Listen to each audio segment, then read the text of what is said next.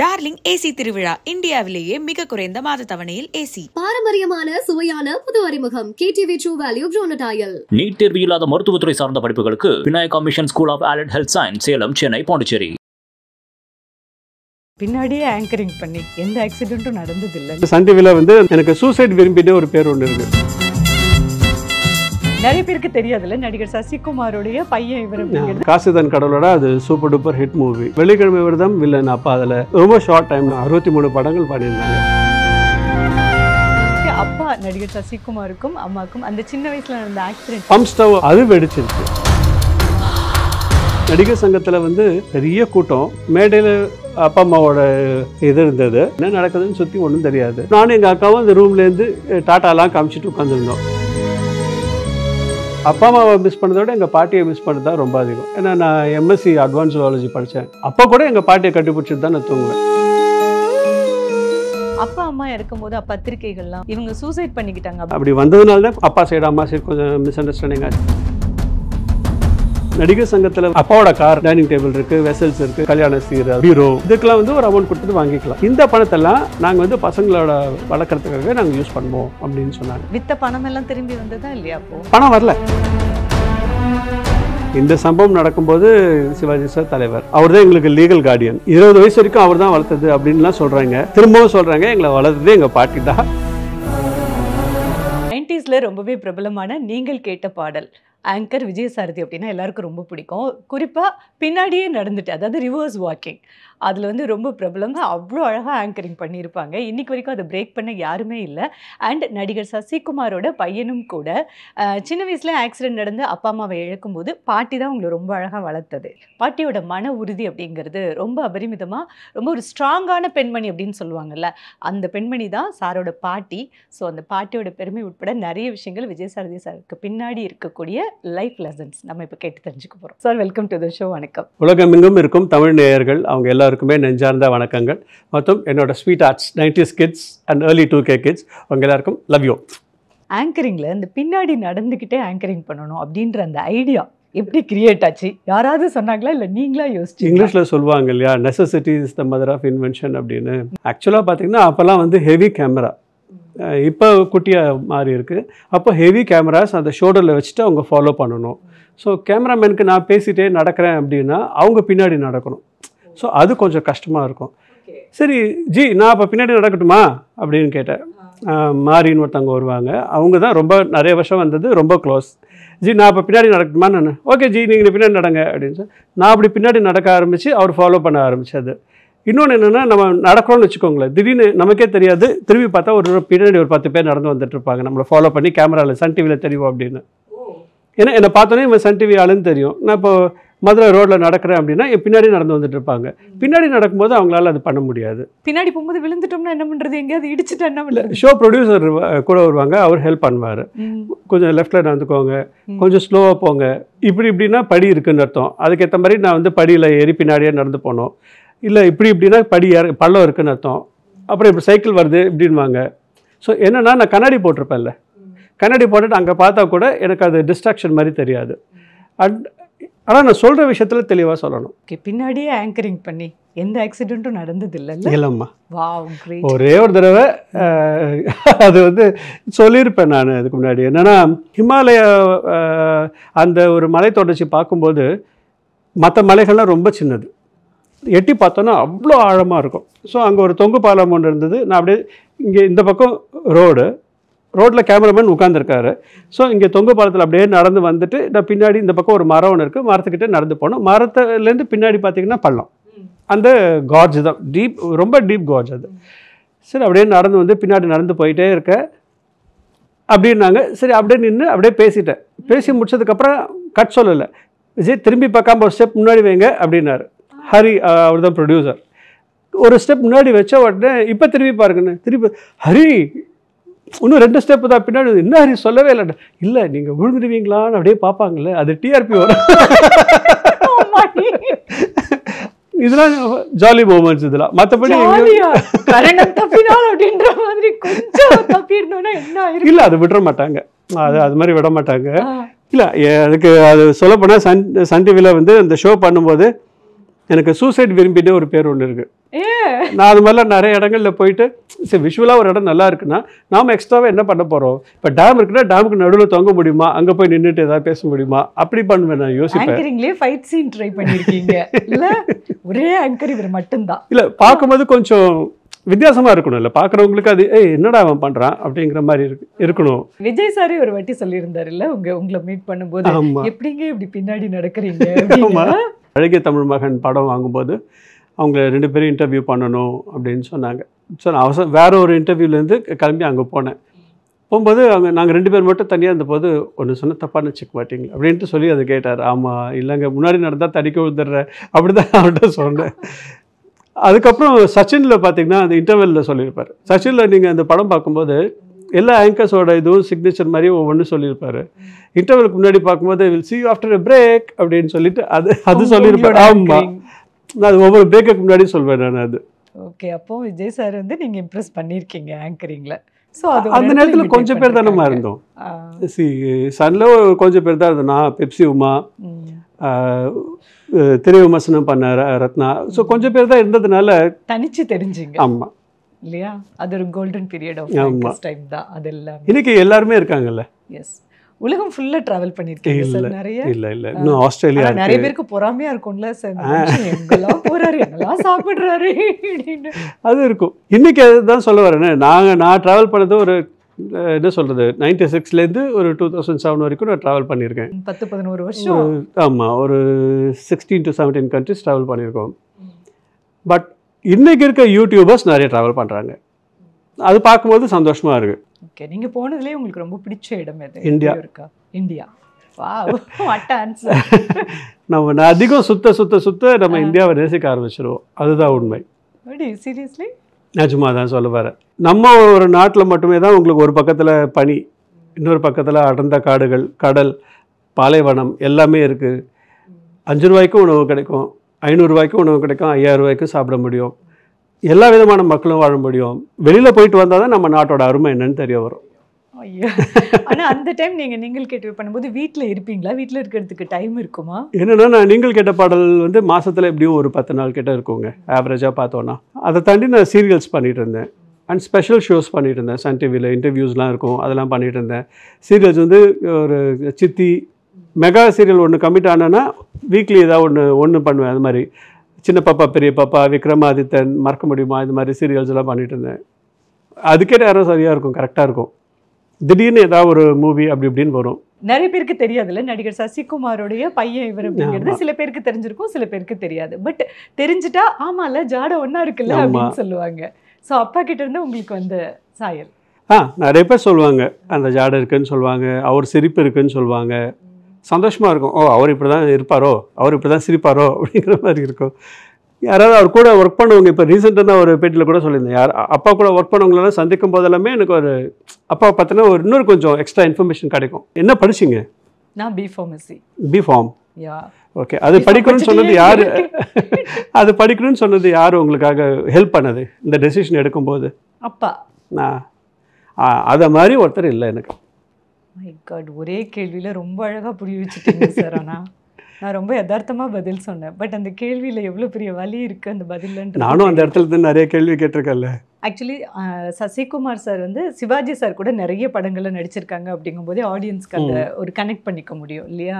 இப்போ சின்ன வயசுலேயே அப்பா அம்மா வந்து நீங்கள் இழந்துட்டாங்க அப்படிங்கும்போது பாட்டி தான் உங்களை ரொம்ப அழகாக வளர்த்தது இல்லையா? ஆமாம். ஸோ பாட்டியோட ரோல் உங்கள் லைஃப்பில் என்ன? பாட்டி தான் வந்து அப்பா அம்மாவோட கம்பைன் பண்ண ஒரு சோல்.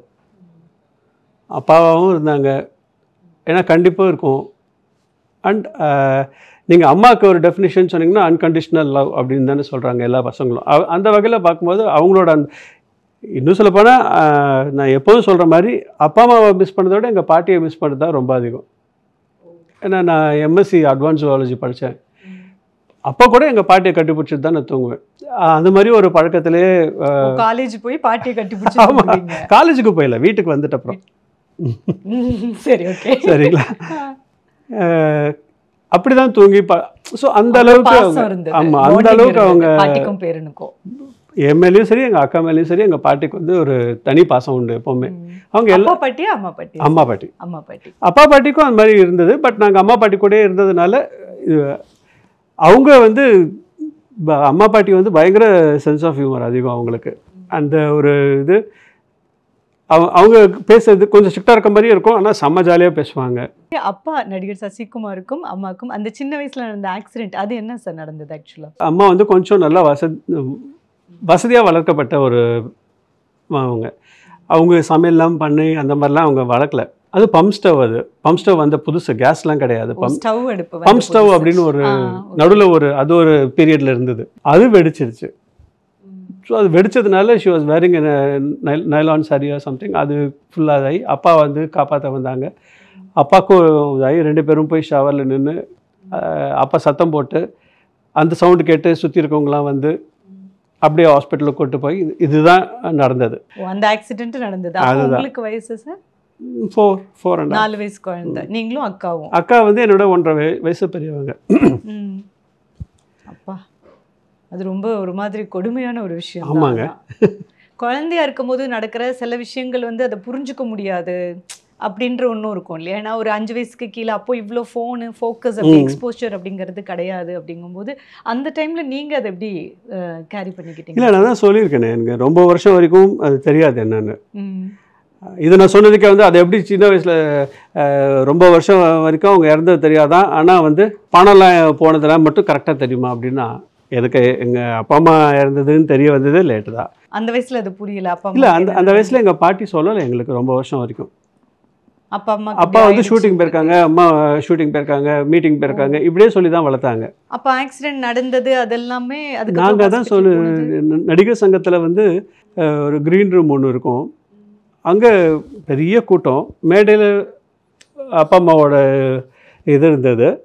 அதுக்கப்புறமா அதை எடுத்துகிட்டு போய் பூஜை பண்ணும்போது திடீர்னு ஏதோ என்னன்னே தெரியாது எங்களுக்கு, என்ன நடக்குதுன்னு சுற்றி ஒன்றும் தெரியாது. பாட்டி வந்து ஒரு டான்ஸ் ப்ரோக்ராம் ஒன்று இருக்குது, அதுக்காக கூப்பிட்டு போகிறேன், அது முடிஞ்சோடனே நீங்கள் இங்கேயே இருங்க, முடிஞ்சோடனே நம்ம கிளம்பி போயிடலாம் அப்படின்னு சொன்னாங்க. ஸோ நாங்கள் அது கிளம்பும்போது என்னன்னு தெரியாது, நானும் எங்கள் அக்காவும் அந்த ரூம்லேருந்து டாட்டாலாம் காமிச்சிட்டு உட்காந்துருந்தோம். இவ்வளோ ஒரு கொடுமை இல்லை, ஆனால் அது உங்கள் குழந்தைங்களுக்கு புரியல, பட் அங்கே இருக்கிறவங்க ஆமாம், எனக்கு இப்போ அது விஷுவலாக எனக்கு இப்போ ஞாபகம் வருது அது சொல்லும்போது. இது ஒரு விஷயம் நான் சொல்கிறேன், இது என்னென்னா நிறைய பேர் என்ன தப்பாக நினச்சிக்கிறாங்க அப்படின்னா, நாங்கள் வந்து யாரோ எங்களை வளர்க்குறேன்னு சொன்ன ஒருத்தர் மேலே நாங்கள் வந்து புரணி பேசுகிறேன், இன்றைக்கி வந்து நான் ஒரு திடீர்னு வந்து இதை பற்றி பேசி ஒரு பப்ளிசிட்டி தேடுறேன், இல்லை இன்னொருத்தர் வந்து தவறாக பேசணும் அப்படிங்கிறதுக்காக இப்படி சொல்கிறேன் அப்படின்னு சொல்லுவாங்க. இன்னும் ஒரு சில பேர் உனக்கு தெரியாது, கமெண்ட்டில் பார்த்தீங்கன்னா உனக்கு தெரியாது, உங்களை வளர்த்தது சிவாஜி தான், எங்களுக்கு நல்லா தெரியும், 20 வயசு வரைக்கும் அவர் தான் வளர்த்தது அப்படின்லாம் சொல்கிறாங்க. உங்கள் எல்லாருக்கும் ஒரு சின்ன வேண்டுகோள், வளர்ந்தது நான் எங்கே வளர்ந்தேன், எங்கே படித்தேன், எந்த சூழலில் இருந்தோம் அப்படிங்கிறது எனக்கும் எங்கள் அக்காவுக்கும் நல்லா தெரியும். உங்களோட என்ன சொல்ல முடியும், அவங்களோட அந்த எங்கள் மேலே இருக்க ஒரு அக்கறையில் தான் அவங்க பேசுகிறாங்க, இல்லை இன்னொருத்தர் மேலே இருக்கக்கூடிய அந்த பிடிப்புனால அவங்க பேசுகிறாங்க. அது நான் தவறுன்னு சொல்லவே இல்லை, ஆனால் உண்மை இதுதான் அப்படிங்கிறத மட்டும் நான் தெரிவிச்சுக்கிறேன். அப்போ நிறைய படங்களில் நடிச்சிருந்தாங்க, 63 படங்கள் பண்ணியிருந்தாங்க. அப்போவே 63 ரொம்ப ஷார்ட் டைமில் பண்ணாங்க. அப்பாவோட படங்கள்லாம் உங்களுக்கு ரொம்ப எனக்கு வந்து அப்பாவோடது நிறைய படங்கள் இருக்குது. காசிதான் கடவுளோட அது சூப்பர் டூப்பர் ஹிட் மூவி, எப்போ பார்த்தாலும் நல்லாயிருக்கும். வெள்ளிக்கிழமை விரதம் வில்லன் அப்பா அதில், அப்புறம் திருமலை தென்குமரி, அப்போயே ட்ராவல், அப்பாவோட முதல் படம் ரிலீஸ் ஆனது திருமலை தென்குமரி, ட்ராவல் ஃபுல்லாக எல்லா கோயிலுக்கும் போகிற மாதிரி இருக்கும். அதுக்கப்புறம் நானும் ட்ராவலுக்கு வந்தேன், இப்போதான் அது யோசிக்கிறேன். அவருடைய முதல் படம் வந்து அந்த ட்ராவல்ன்றது பையன் வந்து எனக்கு அடையாளம் கொடுத்த ஷோவும் ட்ராவல் ஷோ தான். ஸோ அது அவருடைய ஆசீர்வாதம் உங்கள் கூடவே இருந்திருக்கு. ஆமாங்க, எப்போவுமே இருக்குங்க, எப்போவுமே இருக்குது, அது இல்லைன்னா சொல்ல முடியாது. இப்போ இன்னைக்கு இவ்வளோ நேரம் அவரை பற்றி பேசுகிறோம்ல, அப்போனா ஹி இஸ் ப்ரெசன்ட். எஸ், குழந்தையா அப்பா அம்மாவோட நினைவுகள் அப்படின்றது அது உங்களுக்கு இருக்கிறதுக்கான வாய்ப்பு இருக்கு. மிஸ் பண்ணோம், நிறைய மிஸ் பண்ணுறோம். அதை மிஸ் பண்ணோங்கிறத ரியலைஸ் பண்ணுறதுக்கு லேட் ஆச்சு எங்களுக்கு. சரி, திடீர்னு ஒரு ஆட் ஒன்று வரும், ஒரு விஐபி ஆட் ஒன்று. அப்போ ட்ரெயின்லேருந்து ஊருக்கு போவாங்க பேரண்ட்ஸ், ட்ரெயின்லேருந்து இறங்கி 2 பசங்களை கூட்டிகிட்டு அப்படியே வருவாங்க, விஐபி சூட்கேஸ் நினைக்கிறேன், ஏதோ இது மாதிரி ஒரு ஆட் ஒன்று.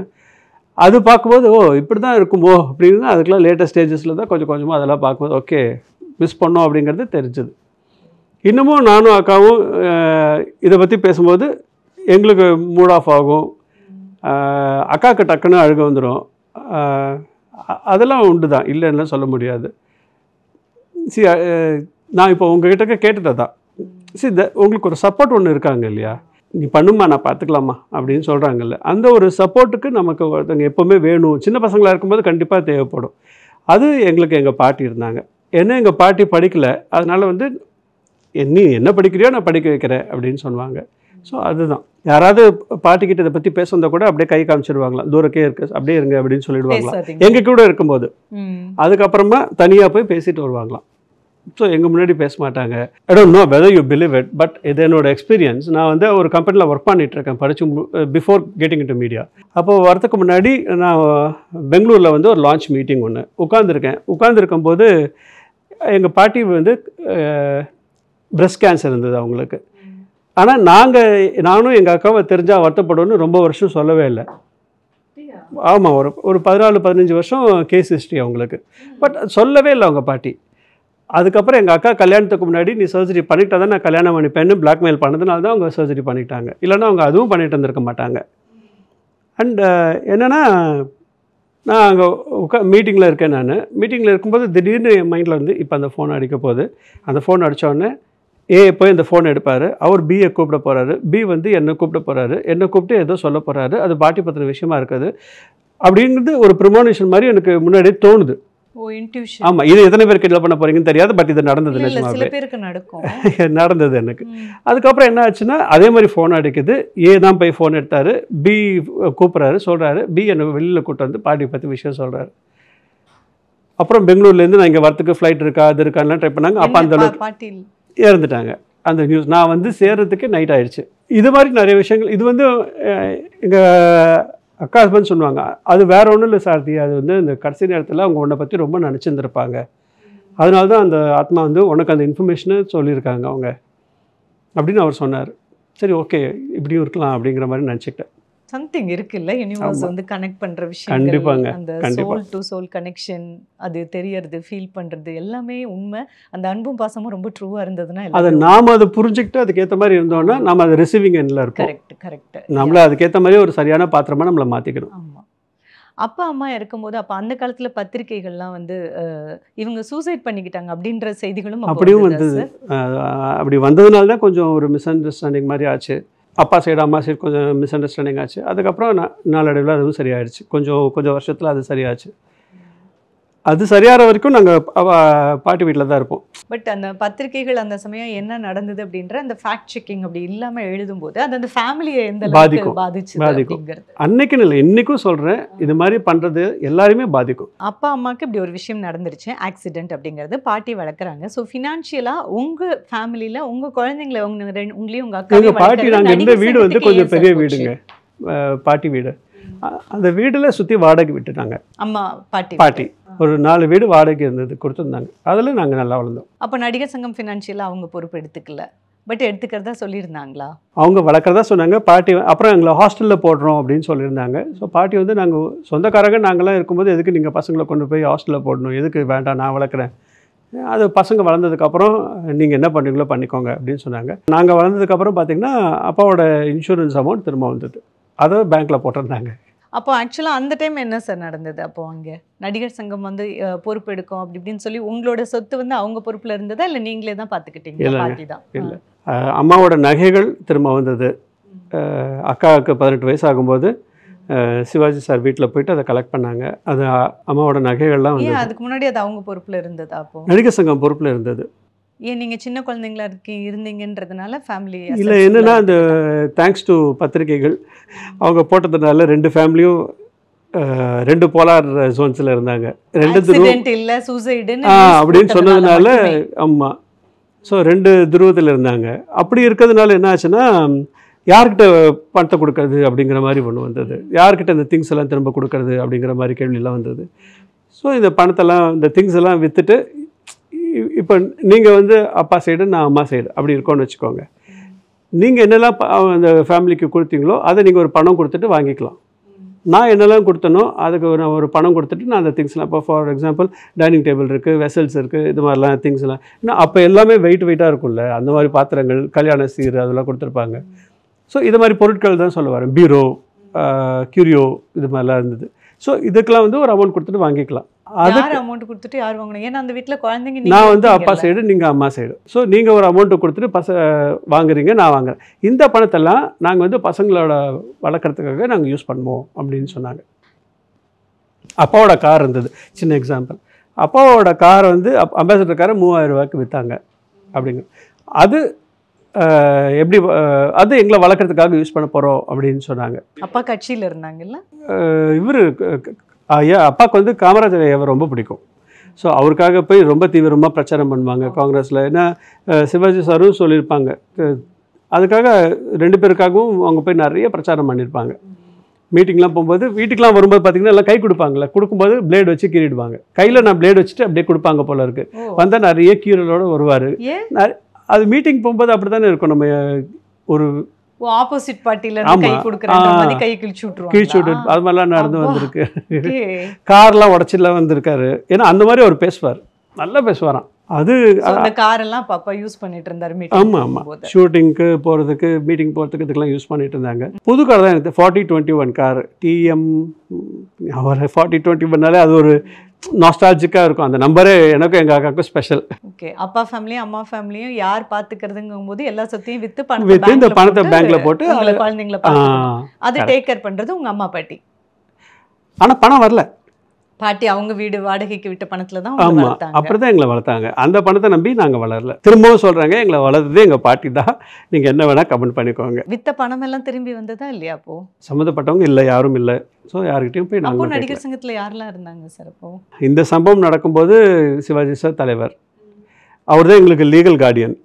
எனக்கும் எங்கள் அக்காவுக்கும் லீகல் கார்டியன் அவங்க. அதுக்கப்புறம் மேஜர் சுந்தரராஜன் அங்கிள் இருந்தார், வி க ராமசாமி சார் இருந்தாங்க.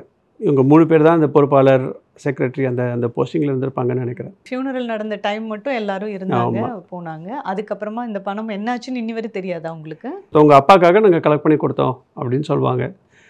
கேட்டுக்கிறதோட சரி, நான் கேட்டுட்டு ஓகே அப்படிங்களா, இல்லை எங்கள் வளர்த்ததே எங்கள் பாட்டி தான் அப்படின்னு சொல்லிவிடுவேன். நான் அவங்கக்கிட்ட சொல்கிறவங்கக்கிட்ட நம்ம தெளிவுபடுத்திடணும். இல்லை ஏன்னா அது சொல்லாமல் இருந்தேன்னு வச்சுக்கோங்களேன், அது எங்கள் பாட்டிக்கு பண்ணுற துரோகம் மாதிரி. அது அதுக்கப்புறம் ஆக்டர்ஸ்லாம் நீங்கள் யாரும் போய் பெருசாக பார்த்துக்கவும் இல்லை? இல்லை, நான் ஆரம்பத்துலேருந்து பார்த்தீங்கன்னா சிவகுமார் அங்கிள் எங்களுக்கு க்ளோஸ். இன்றைக்கும் வந்து நான் ஸ்ரீலங்காவில் ஒர்க் பண்ணிட்டு இருந்த டைமில் கூட எனக்கு ஃபோன் பண்ணுவார். ஃபோன் பண்ணி, டேய் சித்தியில் நாங்கள் ஒன்றா நடிச்சிருப்போம். அப்போ கேட்பார், எப்பரா இருக்க, இங்கே இருந்தாலும் ஒரு டிவியில் பார்த்துட்டு இருக்கலாம், ஆளையும் பார்க்க முடியல, குரலும் கேட்க முடியல, எப்படி இருக்க, ஃபோன் பண்ணு அப்படின்வாரு. நீங்கள் என்ன படிச்சிங்க சார்? நான் எம்எஸ்சிமா, எம்எஸ்சி அட்வான்ஸ் ஜுவாலஜி. அப்போ எப்படி சார் ஆங்கரிங் வந்தீங்க? I was into medical line, அதில் தான் இருந்தேன் நான். அப்போ தான் என் ஒய்ஃப் சொன்னாங்க, இது உங்களுக்கு சரி வராது. ஏன்னா she had seen me in my college days.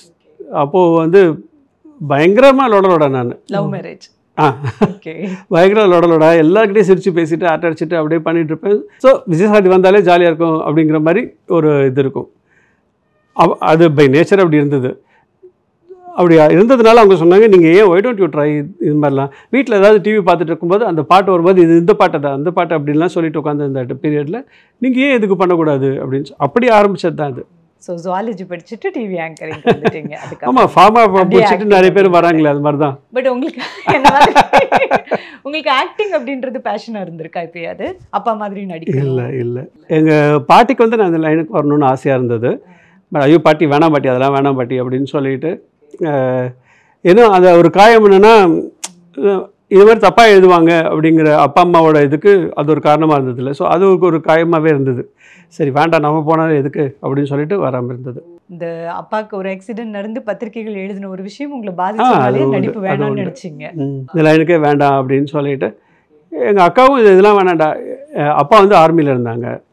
இன்னமும் சண்டை வந்ததுன்னா எங்கள் அக்கா சொல்கிறது, டேய் நான் மிலிட்ரிக்காரன் பொண்ணு, நீ சினிமாக்கார பையன் சொல்றது.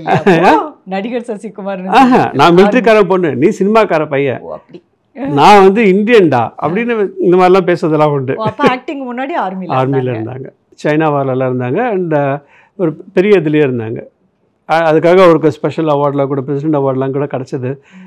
என்ன அவங்க இது பண்ணதுக்கெலாம் சிவகுமார் அங்கிள் அதை பற்றி ஃபுல்லாக எழுதியிருக்காங்க. அது என்ன பண்ணாருலாம் கூட எழுதியிருந்தார். அதுக்கப்புறம் பார்த்தீங்கன்னா நான் அதுக்கப்புறமா தான் பிறந்தேன். நான் வந்து ஸ்ரீலங்கா போகும்போது கொரோனா டைமில் நீங்கள் அங்கேயே வந்து மாட்டிக்கிட்டதுனால ட்ராவல் பண்ண முடியாமல் அங்கேயே 3 வருஷம் இருந்தீங்கல்ல? ஆமாம், அது வந்து தனியா போயிருந்தீங்களா ஃபேமிலியோட? இல்லை, நாங்கள் ஒரு சேனலில் ஒர்க் பண்ணியிருந்தேன்.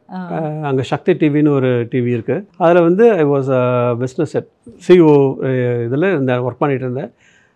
And it was good. எனக்கு ஒரு என்னென்ன டிஃப்ரெண்ட் எக்ஸ்போஷர் மாதிரி இருந்தது. சன் டிவியில் வந்து ஒரு 9 இயர்ஸ். ஃப்ராங்காக சொல்லணும்னா மை அம்பிஷன் வாஸ் டு இன்னும் ஒரு லைஃப் ஸ்டைல் சேனல் ஒன்று பண்ணணும் அப்படிங்கிறதுக்காக தான் சன் லைஃப் அப்படின்னு ஒன்று ஆரம்பித்தது. நீங்கள் தான் ஆரம்பிச்சது சன் லைஃப்? ப்ரொப்போசல் கொடுத்தேன் நான் சேர்மனுக்கு கொடுத்துட்டு, சரி இதை வந்து சன் லைஃப் பண்ணலாம் அப்படின்னு சொல்லிட்டு பண்ணோம். அது நடக்காமல் அப்படி சுற்றிட்டே இருந்ததுனால எனக்கே ஒரு ஃபெட்டிக் ஃபேக்டர் மாதிரி ஒன்று இருந்தது. சரி, அதுக்குள்ளே இன்னும் ஒரு ஆப்பர்ச்சுனிட்டி ஒன்று வந்தது. மீட் பண்ணோன்னே ஒரு அடுத்த ஃப்ளைட்டில் எனக்கு அனுப்பிச்சிருங்க அப்படின்ட்டார் அவர் அந்த chairman, Shakti TV chairman. So I went there. அப்போதான் கொரோனா வந்தப்போ நீங்கள் அங்கே மாட்டினேன் நான். ஃபேமிலி எங்கே இருந்தாங்க சார்? அந்த இங்கே சென்னை இங்கே இருந்தாங்க. பட் அது அப்போ ரொம்ப கஷ்டமாக இருக்கும். வாட்ஸ்அப் இருந்ததில்ல, அதனால இல்லை. அது எனக்கு உண்மையான எனக்கு என்னோட லைஃப் லேர்னிங் அப்படின்னு சொன்னீங்கன்னா அது கொரோனா டைம் தான். அப்படியா? ஆமாங்க. எவ்வளோ நாள் அங்கேயே இருந்தீங்க, இங்கே வர முடியாமல்? 2 இயர்ஸ் ஆல்மோஸ்ட். 2 இயர்ஸ் அந்த கொரோனா டைம் ஃபுல். ஆமாம், ஏன்னா நிறைய அதில் லைஃப் லேர்னிங் இருந்தது. பட் என்னென்னா சுற்றி வந்து காஸ்ட் ஆஃப் லிவிங் அதிகமாகிட்டே இருந்தது ஸ்ரீலங்காவில். உங்களுடைய மனைவி, உங்களுடைய பிள்ளைங்க பற்றி சொல்லுங்கள் சார். ஜாலியான ஒய்ஃப். பையன் இன்னும் ரொம்ப ஜாலியான பையன். மீடியாவில் தான் இருக்கான். எந்த மீடியா? இதே சோஷியல் மீடியா தான் பார்த்துக்கிட்டு இருக்கான். ஸோ ஜாலியாக இருக்காங்க. என்னுடைய வேலை என்ன, என்னோடய இது என்ன, அதெல்லாம் புரிஞ்சுக்கிட்ட ஒரு ஃபேமிலி. அதனால எனக்கு எந்த ஒரு இதுவும் இல்லை.